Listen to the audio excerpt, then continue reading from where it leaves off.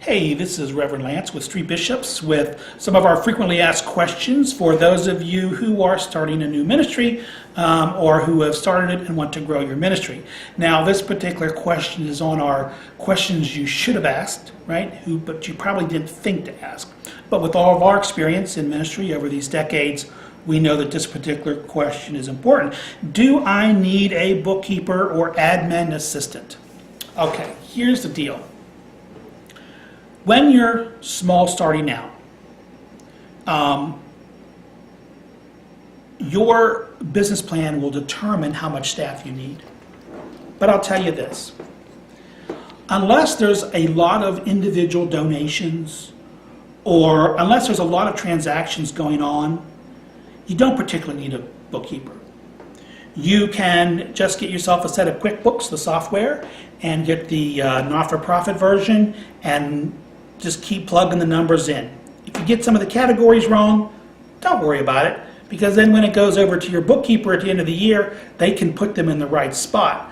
The most important thing is that when you run your ministry, you want to have an accounting of your finances, which means when money comes in, record it. When money goes out, record it. Even if you've recorded it in the wrong places, or even if you just want to make a journal. Hey, a good old journal's fine. Give it to a bookkeeper later on. Because at the beginning you want to focus on your ministry work, and this bookkeeping isn't that important. Now, if you've done a plan and someone's donating $50,000 and you're going to begin a larger not-for-profit, hire a part-time bookkeeper and a part-time admin assistant. Okay? But if it's just you starting a small ministry, you don't particularly need that. I mean, you really don't. You can learn to do a few of these things yourself, and it just makes you a better person anyway if you're doing it. Now, as far as an admin assistant, they're invaluable. You're going to want to find somebody who will, if you need them to do a little task, they'll work by the hour for you, and they may only work 1 hour a week. They may work 7 hours a week when there's a new project. It is good to have someone administrative because you're in a leadership position within your new ministry, okay? You want to be focused on that ministry and running that ministry.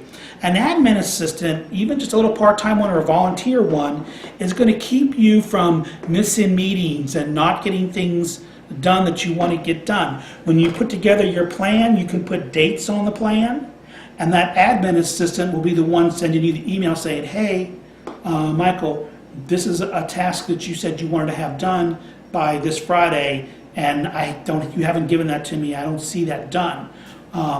So an admin assistant, just part-time, whether you pay for that person or they're a volunteer, is super, super, super valuable from the very beginning, okay, of your ministry work. The bookkeeper, sort of a luxury at the beginning, because you can just record this information or put it into the accounting software yourself, and then the bookkeeper can clean it up later, as long as you've recorded it, okay? So that's really, that's the question that you probably should have asked is, bookkeeper, admin, which one do you need? Admin, volunteer paid, get it as soon as you can. Bookkeeper, on an as-needed basis, not terribly important at first, but as you go along, it'll become more critical as there's more activity with the money. So that's today's question. You can find these other 19 videos that I spoke of at streetbishops.com.